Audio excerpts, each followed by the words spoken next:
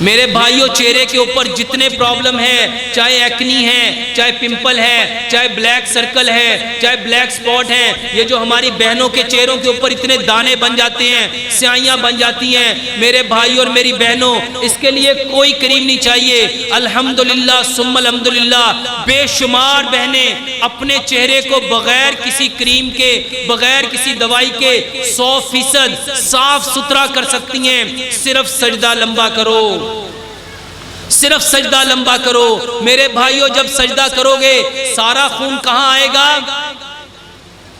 चेहरे पे। खून का काम है एनर्जी प्रोवाइड करना।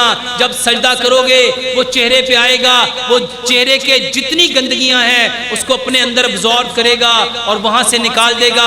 पहले नंबर पे सजदा करो और दूसरे नंबर पे मेरे भाइयों अपना थूक अपने चेहरे के ऊपर लगाओ, अपने दानों के ऊपर लगाओ, इन एक्नी के ऊपर लगाओ, ब्लैक सर्कल के ऊपर लगाओ, ब्लैक स्पॉट के ऊपर लगाओ। मेरे भाइयों, चेहरे के जितने दाग धब्बे हैं अपना थूक लगाओ और जब भी थूक लगाना है उसके साथ सूरत फातिहा पढ़ो।